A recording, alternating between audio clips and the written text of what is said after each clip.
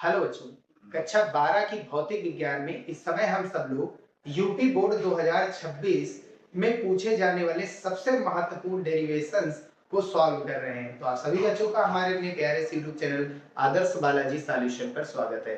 इस वीडियो में हम सब लोग शुरुआत करने वाले हैं दो समांतर रखे धारावाही चालकों की एकांक लंबाई पर या टोटल लंबाई पर लगने वाला बल, और उस बल की प्रकृति क्या होगी, आकर्षण बल लगेगा या प्रतिकर्षण बल लगेगा, कौन से केसेस में लगेगा, और साथ ही साथ इससे संबंधित एक हम अति लघु उत्तरीय प्रश्न पढ़ने वाले हैं, 1 एम्पीयर विद्युत धारा की परिभाषा। तो चलिए शुरू करते हैं। सबसे पहली चीज, हमने दो तार लिए, एक तार 1 है, दूसरा तार 2 है। तार 1 में जो धारा है वो I1 है, तार 2 में जो धारा है वो I2 है, और ये दोनों एक दूसरे से परस्पर d दूरी पर समांतर रखे हैं। ठीक है भैया। दो केस हो सकते हैं, इनमें धारा की डायरेक्शन अलग अलग हो सकती है, वो भी हो सकता है, धारा की डायरेक्शन सेम भी हो सकती है। हम यहाँ पर यूज क्या करेंगे कि चुंबकीय क्षेत्र में रखे धारावाही चालक पर लगने वाला बल का डेरिवेशन, और कोई धारावाही चालक अपने से कुछ दूरी पर कितना चुंबकीय क्षेत्र उत्पन्न करता है इसका डेरिवेशन जो किया गया है उसी के फार्मूले का यूज करके हम निकालेंगे। तो सबसे पहली चीज ध्यान से समझिए, अगर तार 1 की बात करेंगे तो तार 1 अपने चारों ओर क्या उत्पन्न करेगा, तार 1 जो है वो अपने चारों ओर चुंबकीय क्षेत्र उत्पन्न करेगा। तार 2 अपने खुद के चारों ओर चुंबकीय क्षेत्र उत्पन्न करेगा। तार 1 जो अपने चारों ओर चुंबकीय क्षेत्र उत्पन्न करेगा वो क्या होगा, B1, और तार 2 जो उत्पन्न करेगा अपने चारों ओर चुंबकीय क्षेत्र वो क्या होगा, B2। क्लियर बात। तो पहले हम क्या निकालेंगे, तार 1 के कारण जो है उत्पन्न चुंबकीय क्षेत्र, धारावाही चालक तार 1 के कारण उत्पन्न चुंबकीय क्षेत्र, और दूसरा पढ़ेंगे धारावाही चालक तार 2 के कारण उत्पन्न चुंबकीय क्षेत्र। ठीक है, चलिए स्टार्ट करते हैं डेरिवेशन।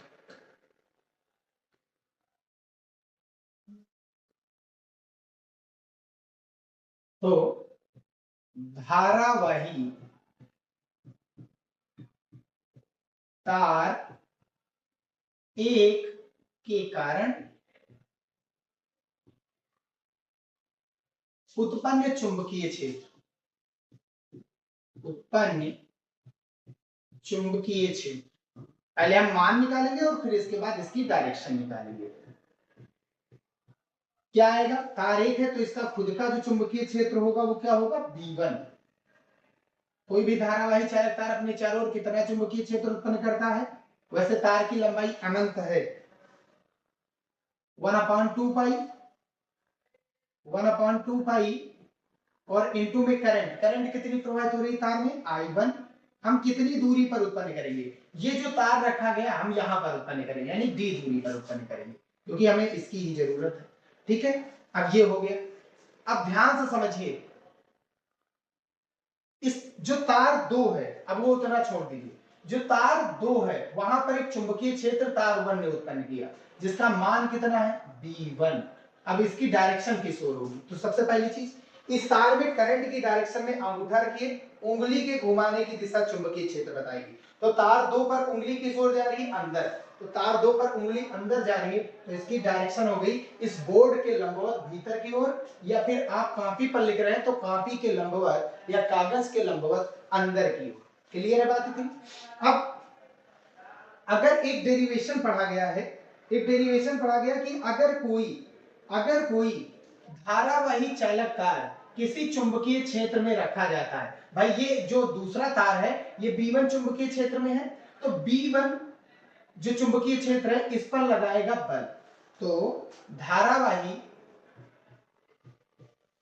चालक तार, धारावाही तार 2 पर किसके कारण, B1 के कारण, B1 के कारण आरोपित बल या लगने वाला बल, आरोपित बल कितना होगा, ध्यान से समझिए, ये किस तार पर बल लग रहा है, 2 पर लग रहा है, किस तार के चुंबकीय क्षेत्र के कारण, तार 1 की, और ये बराबर कितना होता है, फार्मूला हमने पढ़ा है, F equals to ILB sin theta, F equals to ILB sin theta. तो सबसे पहली चीज, जितने भी तार यूज में लिए गए हैं दोनों तार की लंबाइयां समान हमने लिए, L ठीक है, वो तार L लंबाई का है, ये भी तार L लंबाई का है। तो करंट सबसे पहले कौन से तार रखा है चुंबकीय क्षेत्र B1 में, जो दूसरा तार है, तो इसमें प्रवाहित तार भाई हम ये B1 चुंबकीय क्षेत्र और B1 चुंबकीय क्षेत्र में कौन सा तार रखा गया है, दूसरा वाला, उसमें कौन सी धारा प्रवाहित हो रही, I2, क्योंकि जो तार रखा है बल उसी पर लगेगा I2।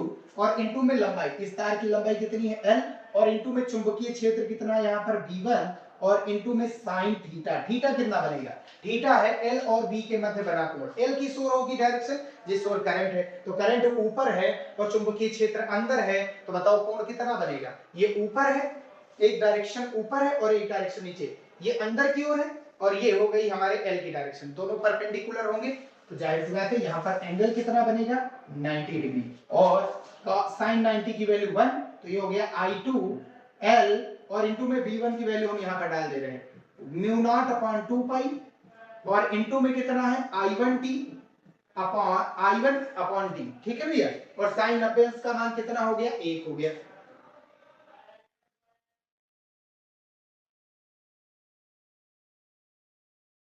ठीक है, अब F21 का मान यानी दूसरे तार पर पहले के कारण बल कितना लगा है, सबसे पहली चीज लिखेंगे mu naught upon 2 pi, mu naught upon 2 pi into में ये I1 और ये करंट होगी I1 और ये I2, ये हो गया I1 I2, और अपॉन में कितना है D, और इनटू में बच कितना रहा L, ये नाम दे दिया इक्वेशन नंबर।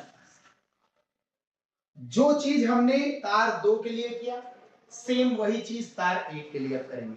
जैसे तार 1 के लिए हमने चुंबकीय क्षेत्र निकाला और B पर बल निकाला, अब 2 के लिए हम चुंबकीय क्षेत्र निकालेंगे और 1 पर बल निकालेंगे। तो अब की बार हम क्या निकालेंगे, ये धारावाही तार है, अपने चारों ओर क्या उत्पन्न करेगा चुंबकीय क्षेत्र, तो सेम वही चीज अब की बार धारावाही चालक तार 1 के कारण नहीं 2 के कारण, धारावाही चालक तार 2 के कारण बल, धारावाही चालक तार 2 के कारण बल, कितना बल लगेगा वो चीज देखते हैं। सॉरी माफ कीजिए, हम निकाल रहे हैं उत्पन्न चुंबकीय क्षेत्र 2 के कारण, 2 अपने चारों ओर कितना उत्पन्न करेगा चुंबकीय क्षेत्र, ये निकाल रहे हैं। जैसे ये उत्पन्न कर रहा V1, ये उत्पन्न करेगा V2, अनंत लंबाई का mu naught upon 2 pi into ये कितनी धारा प्रवाहित करा रहा है इस तार में, कितनी धारा I2 अपॉन कितनी डिस्टेंस पर हम उत्पन्न करेंगे, d दूरी पर उत्पन्न करेंगे। ठीक है भैया, इसको थोड़ा सा हम छोटा किए ले रहे हैं।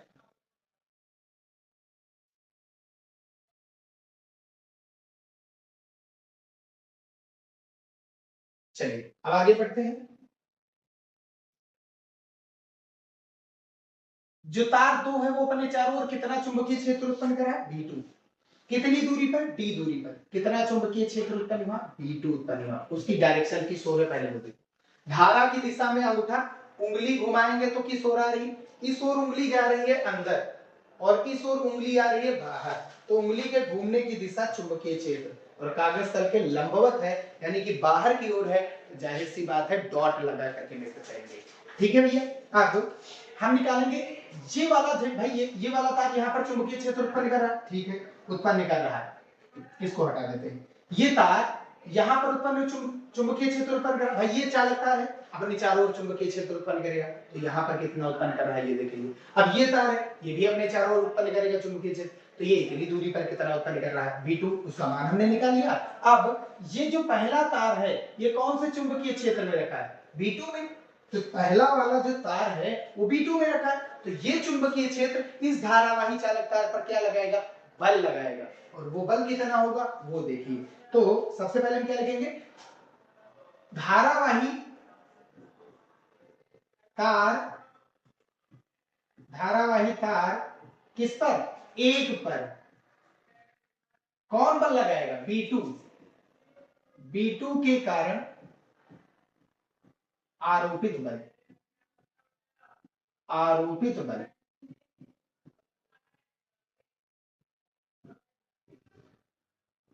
कितना होगा, आपकी बार भैया ध्यान से समझिए, कलर चेंज कर रहे हैं। आपकी बार कितना है, कौन से तार पर बल लग रहा है, पहले वाले, कौन लगा रहा है दूसरे वाले का चुंबकीय क्षेत्र, बराबर फार्मूला क्या होता है ILB sin थीटा, कौन से तार पर लग रहा बल, इस वाले तार पर बल लग रहा है, इस वाले तार पर कौन सा बल लग रहा है 1 पहला तार है, कौन लगा रहा है, दूसरे वाले का चुंबकीय क्षेत्र। इस वाले तार पर कौन सा बल लग रहा था भाई, दूसरा तार है तो दूसरे पर बल लग रहा है, कौन लगा रहा था, पहले वाले का चुंबकीय क्षेत्र।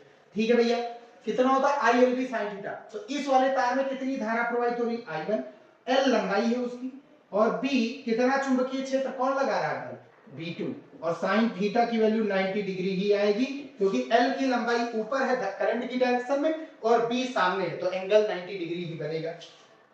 अब यहां पर वैल्यू डाल देते हैं, तो F12 की वैल्यू कितनी आ जाएगी, ध्यान से समझिए। B2 कितना है हमारे पास, म्यू नॉट अपॉन 2 पाई, और इनटू में कितना है I2 अपॉन में कितना है D, ये हमने B2 की वैल्यू डाली, इनटू में क्या है L, और छूट रहा है साइन 90 मान I1 छूट रहा है, B2 का मान हमने डाला, L का गुणा करा, I1 छूट रहा है, तो I1 को हम यहां पर लिख देते हैं। क्लियर बात, ये बन गया इक्वेशन नंबर सेकंड। अब इक्वेशन फर्स्ट और सेकंड में देखिए, इक्वेशन फर्स्ट और सेकंड में देखिए क्या हो रहा है। समीकरण 1 और 2 का मान सेम है, F21 बराबर म्यू नॉट अपॉन 2 पाई I1 I2 into upon D into L, mu naught upon 2 पाई I1 I2 upon D into L। तो समीकरण 1 व 2 से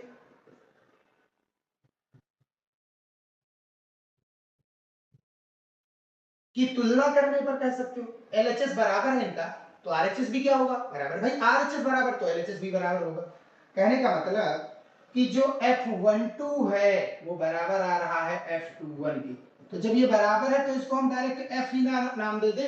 क्या मतलब ये सब लिखने से, तो हम डायरेक्ट F नाम दे दे रहे हैं, और F की वैल्यू बन कितनी रही है, F की वैल्यू बन कितनी रही है, F की वैल्यू बन रही है F इक्वल्स टू, दोनों में से दोनों सेम है तो यही वैल्यू बनेगी, म्यू नॉट अपॉन 2 पाई और इनटू में I1 I2 अपॉन D और इनटू में L, पूरी लंबाई पर ये लग रहा है। अगर एकांक लंबाई पर आता तो L को बटे में डाल दो, बस L को F के बटे में डाल दो, तो एकांक लंबाई जिसका मान जो बटे में उसका मान एकांक लंबाई पर बल, यानी दोनों तार की 1 मीटर लंबाई पर कितना बल लगेगा, ये आ रहा है म्यू नॉट अपॉन 2 पाई और इनटू में I1 I2 बटा दूरी। हो गया भैया, हो गया, यही बल है, यही डेरिवेशन है। अब इस बल की डायरेक्शन क्या होगी पहले वो देखिए। बल की डायरेक्शन निकालने के लिए हमने फार्मूले का यूज किया था, कौन सा फार्मूला, इसका वेक्टर फॉर्म क्या होता है, इसका वेक्टर फॉर्म क्या होता है, इस बल का वेक्टर फॉर्म क्या होता है, आई बाहर L vector cross D vector, L vector cross D vector. आप चाहे तो फ्लेमिंग के बाएं हाथ का नियम यूज कर सकते हैं, ठीक है, बाएं हाथ की हथेली का नियम है। एल से बी की ओर अगर जाएंगे वेक्टर फॉर्म, एल से बी की ओर जाएंगे तो एफ की डायरेक्शन मिल जाएगी। चलो पहले देखा जाए एल की डायरेक्शन किस ओर है, एल की डायरेक्शन ऊपर की ओर है क्योंकि करंट दोनों में ऊपर है, और बी की डायरेक्शन कहां है, सामने, एल ऊपर है बी सामने, और एल से हम एल से कहां जाना, बी, एल ऊपर बी सामने, एल से हाथ घुमाना, सीधे हाथ की उंगली को एल से बी घुमाएंगे, एल से बी घुमाए, अंगूठा कहां लग रहा है, अंदर, यानी यहां पर जो बल लग रहा है वो अंदर की ओर लग रहा है, तो ये वाला बल अंदर की ओर। अब ये वाला बल किस ओर लग रहा है वो चीज देखा जाए, इसका कलर चेंज कर लेते हैं भैया, ये कलर हम रखते हैं ग्रीन, ये यही कलर रखा जाए, ये बल अंदर की ओर लग रहा है, ठीक है। अब ये वाला बल देखो कहां लग रहा है, करंट की डायरेक्शन किस ओर है, ऊपर, तो लंबाई की डायरेक्शन ऊपर हो गई, ऊपर हो गई, और चुंबकीय क्षेत्र की बात अंदर है, क्रॉस लगाना अंदर, तो अंदर है तो ऐसे लगा दिया, समझ में आई बात, ऐसे लगा दिया, ठीक है। एल से बी जाना है, एल से बी, एल की ओर है ऊपर और बी की ओर है अंदर, एल से बी, एल से बी, सीधे हाथ जोड़ दिया, अंगूठा कहां जा रहा है, अंदर, यानी ये जो बल लग रहा है ये अंदर की ओर लग रहा है। तो अगर करंट की डायरेक्शन सेम है तो आकर्षण बल लग रहा है, करंट की डायरेक्शन सेम है तो आकर्षण, और करंट की डायरेक्शन अपोजिट है तो एक ऊपर करंट जा रही है और एक में करंट किस ओर है, नीचे जा रही है। तो ध्यान से समझिए, ये चुंबकीय क्षेत्र, ये I2 करंट, ये I1, ये चुंबकीय क्षेत्र ध्यान से समझना, यहाँ पर बहुत आसान है। ये चुंबकीय क्षेत्र कैसे उत्पन्न करेगा, करंट की डायरेक्शन में अंगूठा रखो, उंगली घुमाओ, इस ओर चुंबकीय क्षेत्र अंदर की ओर, B1 अंदर की ओर, इसके करंट की डायरेक्शन में अंगूठा उंगली घुमाओ, इस ओर चुंबकीय क्षेत्र भी अंदर की ओर, B2 भी किधर है, अंदर की ओर है, ठीक है। चाहे जिसको बदल दो, तुम्हारी मर्जी। लंबाई की डायरेक्शन किस ओर है, ऊपर, करंट ऊपर है, इसमें लंबाई की डायरेक्शन किस ओर है, नीचे, क्योंकि करंट नीचे। अब बल लगाओ, बल निकालो कितना आएगा, समझिए बात। L से B किधर है, अंदर, B किस ओर है, अंदर, L किस ओर है, ऊपर।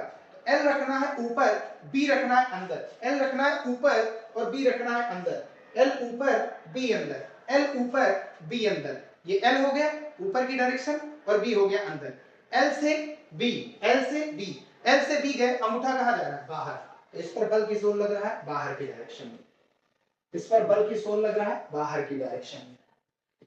और इस पर बल किस ओर लगेगा, L से B किधर है, अंदर, L नीचे की बार और B किस ओर है, अंदर ही है, ठीक है। और सीधे आपकी उंगलियों को L से, L नीचे है, B अंदर, L से B, L से B घुमाएंगे, अंगूठा कहां जा रहा है, बाहर।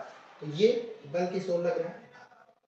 तो यदि करंट की डायरेक्शन सेम है तो आकर्षण बल लगेगा, अपोजिट है तो प्रतिकर्षण बल लगेगा। ये प्रकृति भी हमने समझा दी, ठीक है। ये पूछा जाता है 1 नंबर का।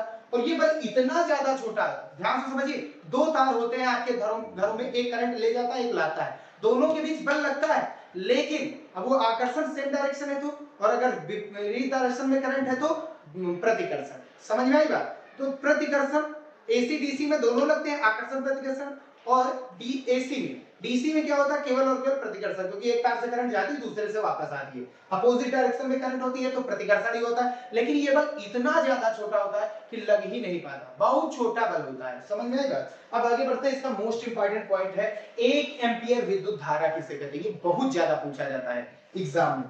तो 1 एम्पीयर विद्युत धारा, सबसे पहले हम फार्मूले का यूज करेंगे। हमारा फार्मूला F/L = μ0/2 पाई I1 I2 D, यही यूज करेंगे। अब 1 एम्पीयर विद्युत धारा चाहिए तो I का मान तो 1 ही रखना पड़ेगा, तो I1 I2 जो थे वो 1 रख रहे हैं दोनों के मान, और जो दूरी थी D उसका मान भी 1 रख दिया, यानी ये सभी वैल्यू हमने क्या रख दी, 1। अब F/L किसके बराबर आया, μ0/2 पाई, यानी दो, अगर हम कहें दो समांतर रखे धारावाही चालकों या एकांक दूरी पर रखे दो समांतर धारावाही चालकों में 1 एम्पीयर, समझिए 1 एम्पीयर वो धारा, ऐसे लिखे ज्यादा सही, 1 एम्पीयर वो धारा है जो दो समांतर रखे धारावाही चालकों, एकांक दूरी पर दो समांतर रखे धारावाही चालकों की एकांक लंबाई पर μ0/2 पाई पर लगाते हैं। ध्यान से समझिए, 1 एम्पीयर वो विद्युत धारा है, 1 एम्पीयर वो विद्युत धारा है, 1 एम्पीयर वो विद्युत धारा है, 1 एम्पीयर वो विद्युत धारा है जो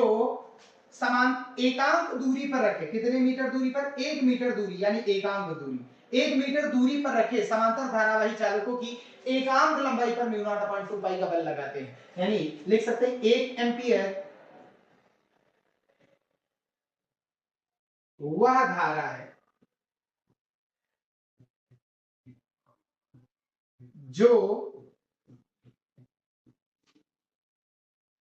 1 मीटर दूरी पर या एकांक दूरी पर, आप लिख सकते हैं 1 मीटर दूरी पर रखे दो समांतर धारावाही चालकों की